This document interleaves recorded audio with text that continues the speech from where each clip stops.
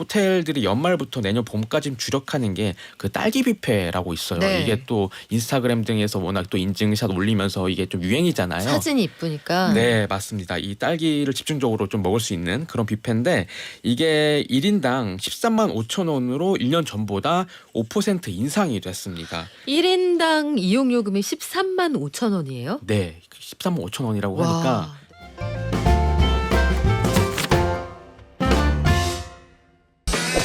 트렌드를 통해 돈의 뒤태까지 보는 시간입니다.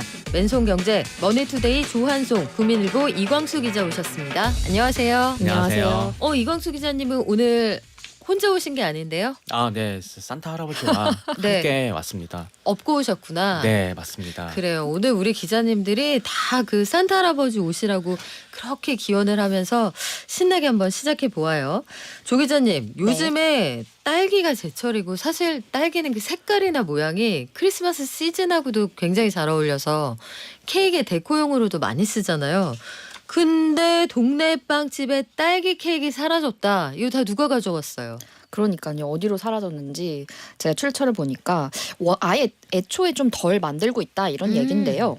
원재료 가격 변동에 좀 취약한 자영업자분들이나 뭐 개인 빵집, 베이커리들이 딸기 케이크 가격을 인상하거나 아예 판매를 포기하는 사례가 있다고 하는데요.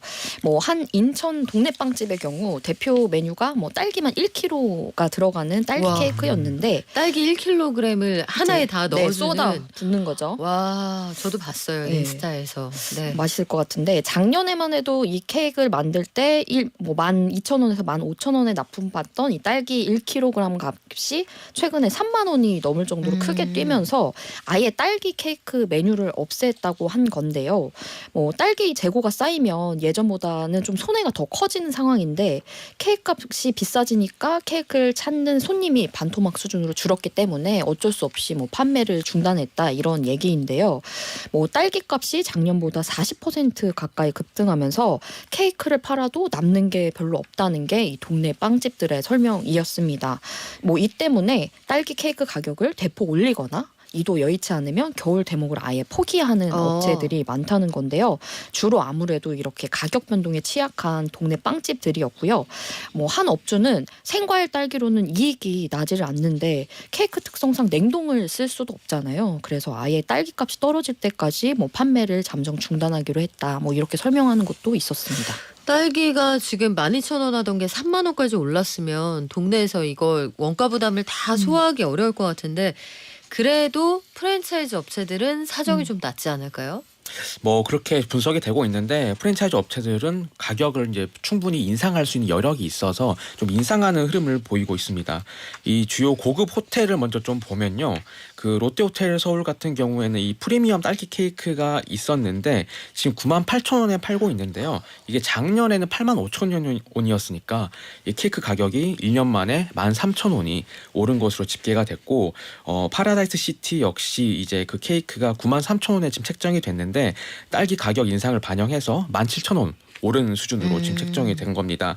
그리고 이제 그 호텔들이 연말부터 내년 봄까지 주력하는 게 그 딸기 뷔페라고 있어요. 네. 이게 또 인스타그램 등에서 워낙 또 인증샷 올리면서 이게 좀 유행이잖아요. 사진이 이쁘니까. 네, 맞습니다. 이 딸기를 집중적으로 좀 먹을 수 있는 그런 뷔페인데 이게 1인당 13만 5천 원으로 1년 전보다 5% 인상이 됐습니다. 1인당 이용요금이 13만 5천 원이에요? 네, 13만 5천 원이라고 하니까 네. 저도 근처에도 안 가려고 하는데 이게 여기 혹시 딸기 그 소고기에 올려주는 건 아니죠? 네, 딸기만 집중적으로 이렇게 그렇구나. 한다고 네. 하는데요. 이 딸기 가격도 인상이 됐다. 좀 이런 분석도 있고 또 2인 기준으로 예약을 할 수 있으니까 이게 한번 이렇게 예약하시면은 27만 원 이상 든다. 좀 이런 분석 나오고 있습니다. 소고기 안 주고 딸기만 주는데 딸기 값이 그렇게 많이 올랐나?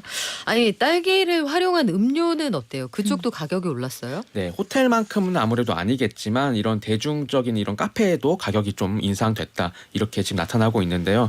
스타벅스 같은 경우에도 연말 시즌에만 판매하는 게 딸기 라떼인데 이게 그란데 사이즈 기준으로 7,000원으로 책정이 됐습니다. 이게 올해 초만 해도 6,900원이었으니까 100원이 오른 거고요. 할리스 같은 경우에도 딸기 주스 가격이 6,200원에서 700원이나 오른 6,900원으로 책정이 됐고 이 컴포즈 커피 같은 경우에도 4,200원으로 이제 딸기 주스가 책정이 됐는데 있는데 작년보다 200원 오른 수준이라고 합니다. 딸기 음료가 이렇게 비싼 줄 몰랐어요. 저는 까만 커피만 마셔서 다른 메뉴는 쳐다보지 않아서 몰랐는데 1006번님 여기 딸기 농장인데요. 작년보다 딸기 가격 도매가는 많이 오르지 않았어요. 농민들은 속상해요.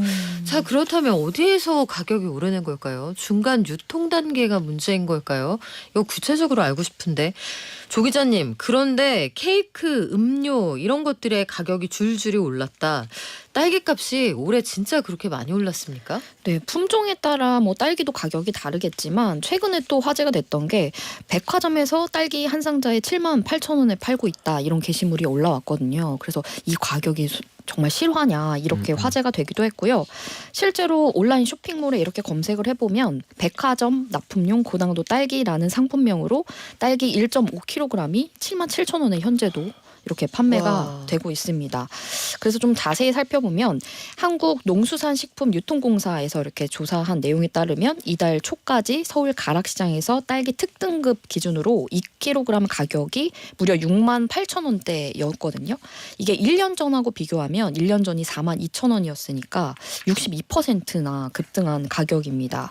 뭐 지난 15일 기준으로는 좀 가격이 떨어져서 2kg 기준으로 45,000원대인데 이마저도 뭐 작년보다는 높은 수준입니다. 뭐 최상품이 아닌 가격은 이보다는 좀 낮아서 2kg이면 한 4만 원대이기는 한데 이 가격 역시 뭐 평균에 비하면 10% 가량 오른 가격이라고 합니다. 아 진짜 비싸네요. 야 딸기 1.5kg 한 상자가 물론 이건 백화점에 판매하는 이 초고가 상품이긴 하겠습니다만 그냥 한 박스에 8만 원이란 얘기 그렇죠. 아니에요? 와, 아니 올해 딸기 작황이 나빴습니까? 네, 올해 딸기 작황이 기상악화 등의 여파로 약간 부진했긴 했는데요. 원래 딸기란 작물은 날씨가 조금 선선해야 되는데 올해 여름은 9월까지 좀 늦더위가 이어지면서 많이 더웠거든요. 이 때문에 8월에 딸기를 심는 면적이 많이 줄어들어서 공급량이 부족해졌다고 설명을 합니다. 뭐 가령 딸기를 8월에 심으면 11월에, 9월에 심으면 12월에 생산이 되는데 올해는 좀 더운 날씨가 이어지면서 농가에서 딸기를 심는 면적을 많이 줄였고요. 또 뭐 재배 농가가 많이 고령화되면서 노동력 부족으로 딸기 면적이 좀 줄었기도 하고 출하 면적이 지난해보다 좀 줄어든 것이 영향이 있고요. 뭐 딸기뿐만 아니라 요즘 과일 전반적으로 좀 가격이 많이 오르면서 딸기 수요가 몰리자 또 가격이 올랐고 이렇게 또 딸기가 비싸면 대체로 감귤을 많이 찾는다고 하는데 올해는 감귤 작황마저 좋지 않아서 수요가 늘어났고 또 감귤 가격까지 뛰면서 요즘에 진짜 과일 사기 어렵다, 두렵다 이런 얘기들 많이 하시더라고요. 이런 분위기가 확실히 있어요. 저희 동네 슈퍼에서도 이 체인형 슈퍼에 싸게 과일을 판다 하면 오픈런이 진짜 있더라고요. 근데 3949님, 저 딸기 농장인데 이상하네요. 초반에는 엄청 비쌌던 거 맞는데 요즘 경매가는 작년하고 큰 변화가 없습니다. 도대체 중간에서 누가 다 먹나요? 중간에 욕심꾸러기가 누구일까? 그래요. 저희도 좀 더 공부해서 다시 알려드리겠습니다. 이 기자님, 네. 내년부터 소주 가격이 10% 저렴해져요? 이게 저렴해지는 것도 있어요, 요즘 세상에? 그러니까 저는 사실 기사가 오타인 줄 알았어요. 네. 너무 저렴해진다? 이래서 좀 내용을 봤더니요. 그 국산 증류주에 붙는 세금이 내년부터 줄어든다고 합니다. 그래서 세금이 줄어들어서 가격이 내려가는 효과가 있다. 좀 이렇게 분석할 수 있는데요. 국세청이 내년 1월 1일부터 출고되는 국산 증류주에 일종의 세금 할인 개념인 기준 판매 비율을 적용한다고 밝혔습니다.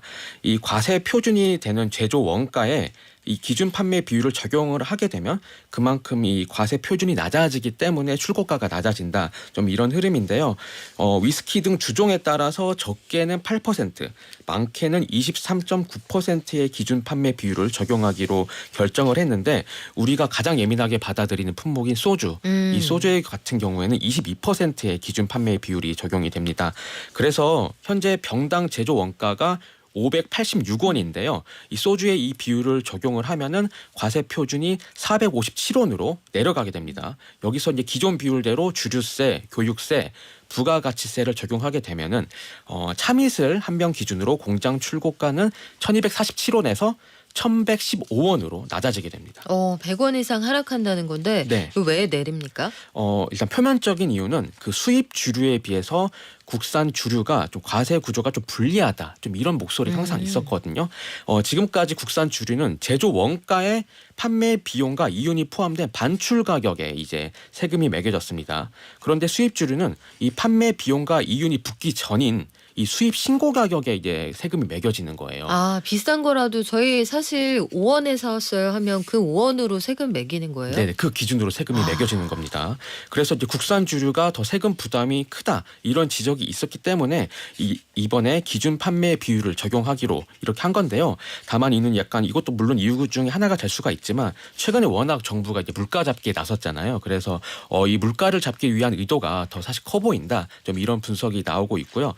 국세청은 이번에 이제 주세 기준 판매 비율 제도가 처음으로 도입된다는 점, 그리고 음주의 사회적 비용, 물가에 미치는 영향 등을 고려해서 이번에 비율을 정했다라고 얘기하는데 실제로 이제 가격이 내려갈지 말지 이런 건 좀 지켜봐야 되는 그런 상황입니다.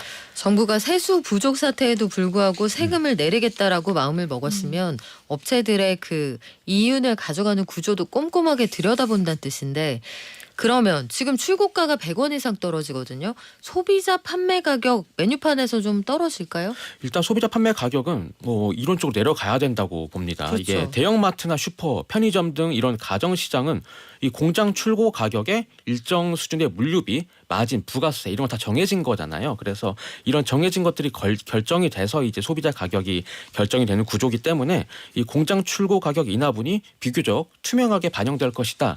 이런 전망이 나오는데 좀 약간 이렇게 되려 올리겠다는 업체들이 있어서 이 분위기가 사실 좀 찬물을 끼얹는 그런 네. 상황입니다.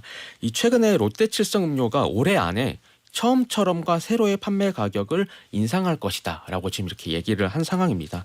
그래서 이 10% 낮췄잖아요 이번에. 그래서 근데 또 7% 정도 인상할 것으로 보여서 이 소비자들이 체감하는 그런 인하 폭이 얼마나 클 것이냐 이런 의문이 나오고 있고, 사실 뭐 롯데칠성 음료 앞서서도 오비 맥주 그리고 화이트 진로도 약 7% 안팎으로 이미 이렇게 그 주류 가격을 올리겠다라고 한 부분이 있어서 내려가긴 내려가겠지만 소비자들이 체감할 정도로 크진 않을 것이다 이런 전망 나오고 있습니다. 그러면 내년에 세금이 줄어들어도 올해 출고가가 오르거나 오를 예정이면 그냥 같아지는 거 아니에요? 네, 맞습니다. 상쇄돼 버리면 이게 또 효과가 나타나지 않을 텐데, 메뉴판 요즘 보셨을 거예요. 조 기자님 요즘에 회식 좀 있죠? 회식 좀 있죠. 메뉴판에 보면은 소주 가격 7,000원인데 많지 않습니까? 맞아요. 진짜 싸면 5,000원이고 와. 대략 6,000원, 7,000원 하는 것 같아요. 그렇죠. 7,000원 웬만한 그 상업지구에서 그렇게 받고 있는데 내년에 어떻게 달라지는지 볼게요. 50원만 올라가도 우리 출고가 50원 올라가서 굉장히 많이 올려야 된다 이런 논리가 많았잖아요. 네. 좀 지켜봐야겠는데요. 글쎄 이게 만드는 구조를 좀 꼼꼼하게 봐야겠습니다. 식당에서 파는 술값도 동시에 내려가지는 않을 가능성도 있다 이런 불안감도 있고, 근데 또 자영업자들도 힘들잖아요. 네, 하나하나 맞습니다. 다 반영하기가 어려우니까. 자, MG는 M과 G를 저는 살짝 나눠야 된다고 보지만 제너레이션 G는 옷 선물을 사주는 게 아니라 모바일로 해요. 옷을. 네, 그렇다고 합니다. 사실 이 우리가 국민 메신저에 있는 그 선물하기 기능들을 많이 쓰시잖아요. 그렇죠. 예, 저 같은 경우에는 뭐 생일이나 여러 이유로 이제 이런 걸 받게 되면은 대부분 치킨이나 커피예요. 제가 치킨 좋아하시는지 인기 어떻게 아시고? 많구나. 예, 무조건 치킨이어서. 1년 내내 선물만 받아. 나 이 치킨 언제 다 먹어. 이런 느낌이에요? 네, 맞습니다. 그래서 네. 제가 저는 무조건 거의 먹는 것만 받는데, 이게 사실 다른 것을 선물하자니 취향도 좀 알아야 되고 사실 그 서비스에 다른 선물할 만한 것들 품목이 많이 없다. 좀 이런 얘기들을 해요. 그래서 만나면 사주면 모를까 대부분 모바일로는 식음료를 선물하는 게 일반적이었는데, 최근에는 이 2030 MZ 세대들은 좀 패션 의류들을 선물하는 경우가 많다고 합니다. 이게 메신저 외에도 온라인 패션몰 같은 데서도 이렇게 문자나 아니면 SNS 통해서 링크를 보내서 이 옷을 선물할 수 있는 기능들을 사실 몇 년 전부터 탑재를 해왔는데, 이런 것들이 굉장히 인기가 많다고 합니다. 한 온라인 패션몰 같은 경우에는 이 서비스를 2017년에 처음 도입했는데 매년 매출이 3배 이상 늘고 있다고 해요. 그리고 이 대부분 2030 세대들로 나타났는데 뭐 티셔츠, 아우터, 니트, 뭐 가방, 신발 뭐 할 거 없이 다양하게 선물을 하고 있다고 하고요. 뭐 생일이 아니더라도 뭐 발렌타인데이 블랙프라이데이나 뭐 크리스마스, 연말 등을 맞이해서 이렇게 패션 의류 쇼핑 같은 것들을 모바일로 보내는 경우가 굉장히 많다고 합니다. 아, 이런 것까지 모바일로 보낼 수 있으면 이제 그게 안 되잖아요. 아, 안타깝다. 가까이 있었으면 내가 뭐라도 챙겨줬을 텐데 아쉽지만 커피라도 요걸로 안 되겠다는 생각이 드는데, 근데 이건 좀 취향도 타고 그렇지 않을까요? 조 기자님 어때요?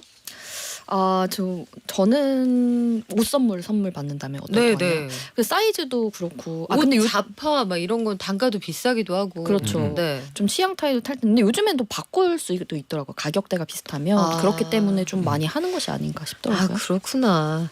알겠습니다. 네. 조카들한테 링크 이런 거 올까봐 갑자기 떨리기도 하는데, 모바일로 보낼 수 있다. 이 코로나가 끝났어도 온라인 쇼핑 많이 한다는 뜻인가요? 네, 아무래도 그렇습니다. 엔데믹에도 불구하고 아무래도 여전히 온라인 쇼핑을 더 많이 하는 것으로 집계가 됐는데, 뭐 이제는 사실 비대면이 필요하지는 않은 상황이지만 좀 더 편하고 익숙하다 보니까 더 많이 쇼핑을 하는데, 특히 뭐 반려동물 용품이나 건강기능식품 이런 거 주로 사던 것들을 이제 온라인으로 계속 주문하거나 이런 경우가 많다고 합니다. 그래요. 그러면 오프라인에서 힘 좀 쓴다 했던 그런 업체들도 이제 뭐 배달을 안 할 수가 없을 것 같은데, 네. 화장품은 어때요? 네, 화장품이 사실 대표적인 품목이라고 합니다. 이게 화장품이 과거 방문 판매. 아, 방판. 네, 저도 예전에 생각해 보면은 엄마랑 어떤 방문 그쵸. 판매 직원분들이랑 이렇게 소통을 하는 게 기억이 엄마 나거든요. 혼자만 계시지 않았을 텐데 방에 네. 동네 이모들이 여러 분 누워 맞습니다. 계시고, 방판 이모가 뭔가 되게 그 두꺼운 책에서 이름을 막 적으시던 막 마사지를 네네. 해주셨을 텐데. 맞습니다. 그 기억이 나는데 그쵸. 거기서 2000년대 초반에는 로드숍으로 이렇게 유통 그 단계가 확 넘어갔고, 이 팬데믹을 기점으로 온라인으로 소비 패턴이 넘어가게 돼서 이 화장품이 굉장히 유통이 굉장히 그때마다 달라지는 그 대표 품목인데요. 이 로드숍의 대표격이라는 게 올리브영인데, 저희가 과거에도 이 올리브영이 온라인 배송에 적극적으로 나서고 있다, 좀 이런 말씀 드린 바가 있는데요. 이게 오프라인에서는 사실 뭐 제품을 체험을 하고 그 대신 그 자리에서 바로 모바일로 이렇게 주문하는 그런 경우가 많잖아요. 그런데 최근에 또 경쟁자가 늘어나고 있다고 합니다. 이렇게 사용자들이 온라인으로 많이 구매를 하니까 다 오프라인 매장 업체들도 온라인으로 배송을 하겠다, 이런 건데, 최근에는 이 화장품으로 좀 이렇게 재미를 보고 있는 네. 다이소가 오. 우리도 이제 온라인으로 네. 팔 거야라고 얘기를 하면서 배달해 준대요? 네, 이제 강력한 경쟁자로 나섰습니다. 그도 그럴 것이 이 다이소의 올해 10월까지 누적으로 화장품 매출이 전년 대비해서 180%나 늘어났다고 합니다. 이게 다이소가 뭐 네이처 리퍼블릭, 클리오, VT 코스메틱 이런 브랜드와 협업을 해서 화장품을 5,000원 이하 가격에 지금 판매를 하고 있는데요. 그래서 이런 것들이 굉장히 인기니까 다이소도 이렇게 온라인을 통해서 판매를 하겠다라고 선언한 상황입니다. 야, 진짜 전쟁이구나. 가격 세일 전쟁도 할 테고. 아니, 이 유통 전쟁 와중에 우리나라에만 오면은 뭐든지 왜 이렇게 비싸져요? 조한송 기자님. 네. 올해 유명한 햄버거 프랜차이즈 업체들이 국내에 속속 진출할 때 오픈런, 저도 줄 서 있는 거 봤거든요. 뭐 땅콩 주는 데도 있고 뭣도 있고. 정작 미국에서는 그렇게까지들 안 먹어요. 저도 미국에 있을 때도 거기서 안 사 먹었는데, 우리나라만 왔다 하면 비싸진다. 이번에는 커피네요. 네, 캐나다 현지에서 가성비로 사랑받는 커피 브랜드인 팀 홀튼이 강남에 상륙을 했습니다. 1964년에 설립돼서 캐나다가 가장 좋아하는 커피로 불리는데, 국내에서도 뭐 여행이나 유학 등을 통해 맛본 분들이 많아서 많이들 좀 인지하고 있는 브랜드인데요. 우리나라에 이제 강남에 상륙을 했고 첫 번째 매장을 냈고 두 번째 매장도 이달에 이제 선보일 예정이고요. 뭐 5년 내에 150개 매장을 오픈하겠다, 이런 야심찬 포부를 드러내기도 했습니다. 캐나다에서 가성비 좋은 커피 브랜드로 불렸다. 그러면 국내에서는 얼마입니까? 가격을 보니까요, 미디엄 사이즈 기준으로 아메리카노가 4,000원이거든요. 가성비라면서요. 가성비 가성비니까 아닌데? 현지보다는 다소 비싸게 책정이 네. 됐어요. 이게 스타벅스랑 비교를 하면 스타벅스가 4,500원이니까 500원 정도 아메리카노는 싸지만 캐나다 현지랑 비교하면은 뭐 아메리카노의 경우에 60% 가량 비싸게 책정돼서 좀 지적을 받았습니다. 뭐 이 가격 정책에 대해서 회사 측은 뭐 국가별 경제 수준이나 시장 상황, 고객 니즈 이런 것들을 뭐 종합적으로 고려했다, 이렇게 해명을 하기는 했습니다. 우리가 캐나다보다 되게 많이 잘 사는 나라인가? 저 이해가 안 되는데 스타벅스도 우리나라가 제일 비싸다 이런 얘기도 있었잖아요. 우리나라에만 들어오면은 프리미엄이 붙는다. 이거 왜 그래요? 이게 뭐 다른 햄버거 프랜차이즈도 이런 논란이 있었거든요. 우리나라에서 좀 더 비싸게 판다 이런 논란이 있었는데 그때마다 이런 유통업계에서는 프리미엄 전략이다 이렇게 설명을 했는데요. 요즘에 햄버거든 커피든 경쟁이 너무 심화됐잖아요. 네. 그래서 싸우면 아주 싸게 아니면 비싸면 아주 비싸게 해서 좀 차별화하는 전략이다 이렇게 좀 평가를 하고 있습니다. 그 차별화를 싸게 해서 할 생각은 왜 못 해보는 걸까 이런 생각을 하게 돼요. 두 분 오늘 고맙습니다. 지금까지 맨손경제 조한송 이광수 기자였습니다. 고맙습니다. 감사합니다. 감사합니다.